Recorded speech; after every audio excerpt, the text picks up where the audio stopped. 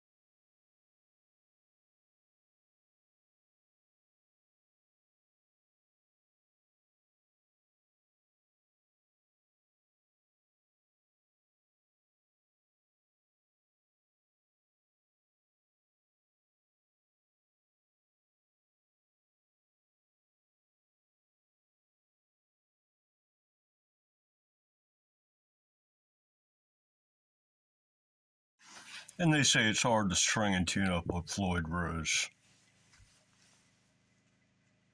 The bridge is level with the strings and it's pretty much in tune.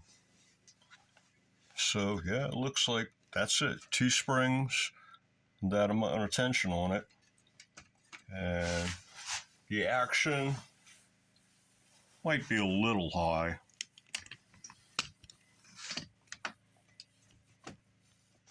Might be a little high, but let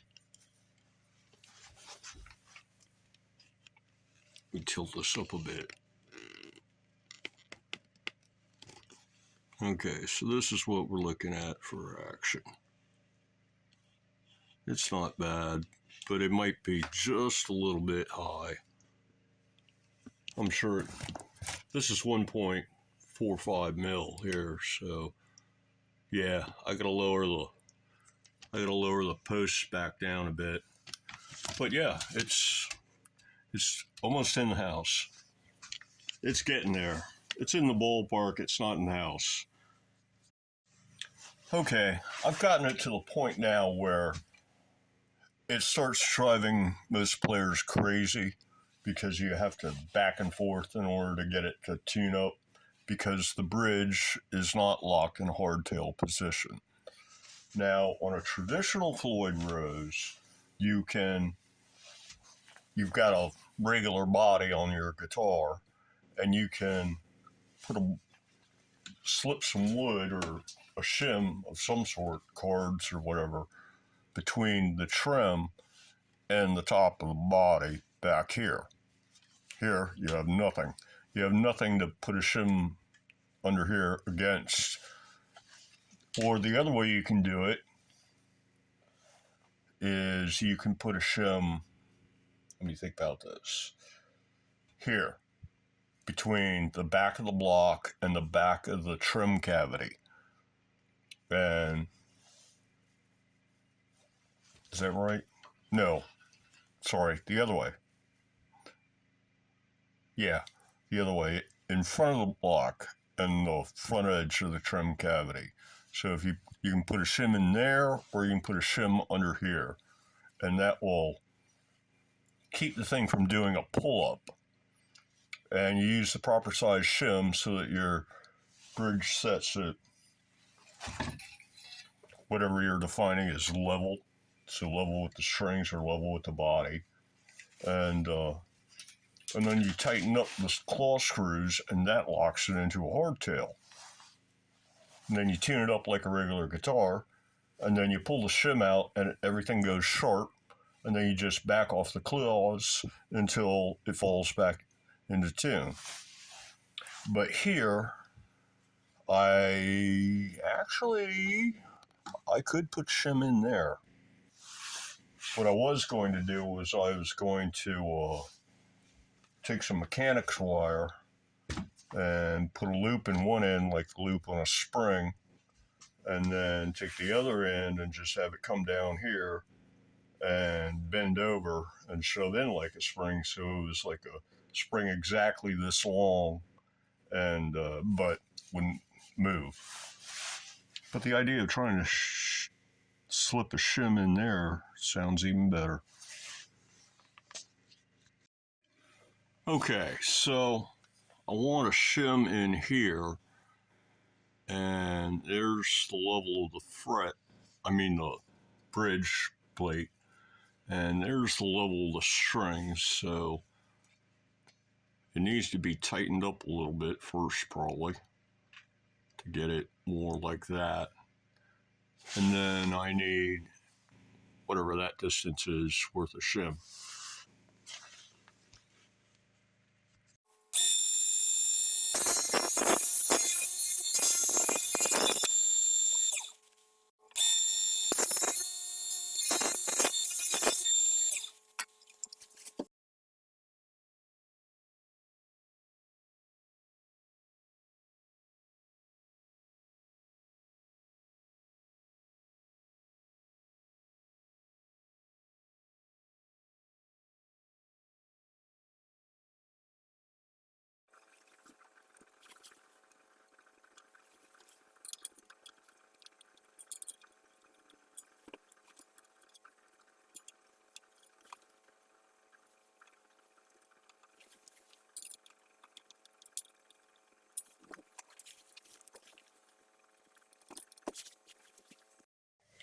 Okay, it's locked in hardtail mode now. You can actually pick it up by the whammy bar, nothing moves. But if you look here, that's the level of the strings, and that is the level of the bridge. So this is 4 millimeters worth of shim. I think I'm going to take it apart and turn it into a 3 millimeter shim in order to get the bridge to tilt down a little bit more.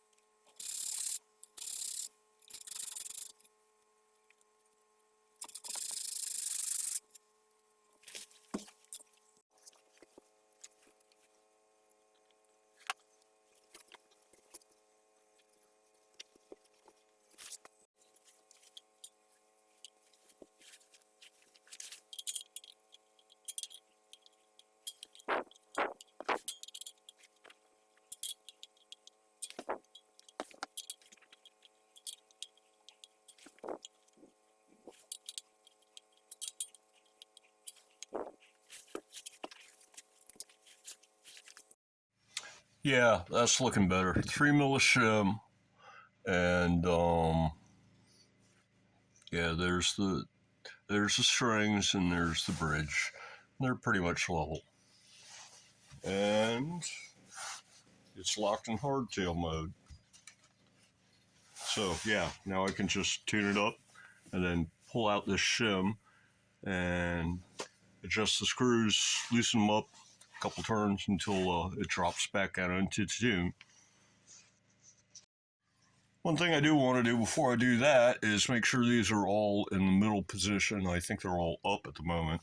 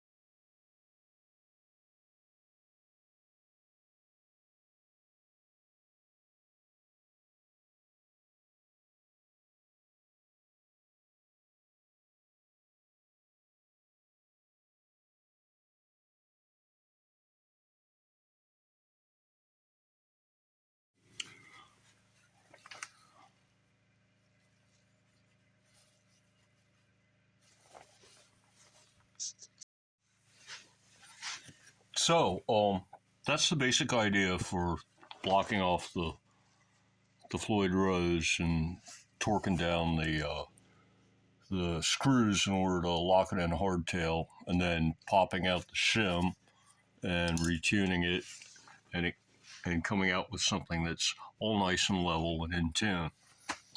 And the only thing left is I have to lower the action back down almost a millimeter.